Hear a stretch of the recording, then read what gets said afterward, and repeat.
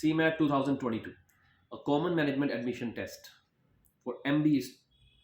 The students who want graduation final year, they can apply for this if they want to pursue MBA. Now, this exam is of 3 hours. The notification has been released recently. 17th of March is the date.